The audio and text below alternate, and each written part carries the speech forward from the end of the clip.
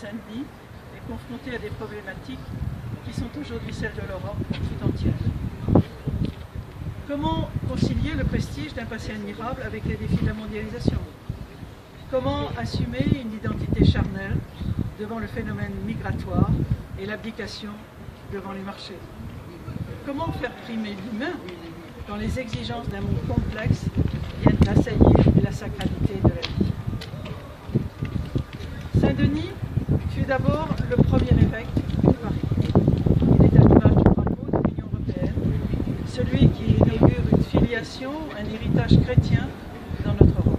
On ne répétera jamais assez que c'est bien le bleu marial qui couronne l'Europe et que ce baptême est significatif de l'essence de notre continent.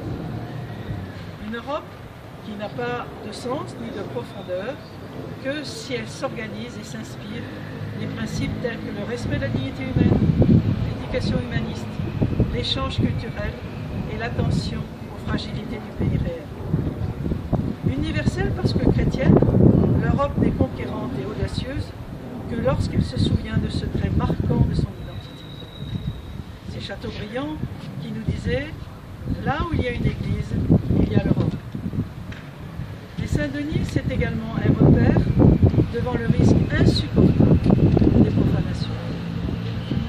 Quand en 1793, une foule fanatisée vint saccager la sépulture de nos souverains, nous vîmes alors jusqu'où pouvait conduire la haine de soi. L'ignominie et la négation de l'histoire sont toujours les écueils qui surplombent les idéologies. À force vie, nous ne voulons pas que l'Europe transforme l'héritage d'une civilisation en un vaste charnier où nul ne pourrait plus puiser la force d'affirmer son identité, cette identité européenne et ses convictions chrétiennes. Et n'est-ce pas le grand péril qu'ont ressenti tant de nos compatriotes devant les rapports UNASEC ou Estrella, devant les empiètements de Viviane Reding qui voudrait que la Commission dictât les droits fondamentaux et éthiques devant l'homme, de la théorie du genre en France? Nos électeurs ont parfaitement compris que la vie devait s'imposer au centre du jeu politique et citoyen. Dans les grands cimetières, sous la lune, Bernanos, dans son livre « Les grands cimetières sous la lune », dans son ouvrage « Les grands cimetières sous la lune », Bernanos nous dit, je le cite, « Le monde va être jugé par les enfants ».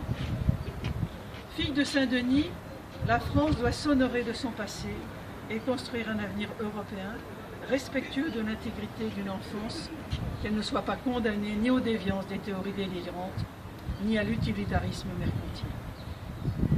Quand en 475, Sainte Geneviève achète les terres où doivent s'édifier la basilique, ici, que nous connaissons, sans doute ne savait-elle pas que des siècles de... on recommence.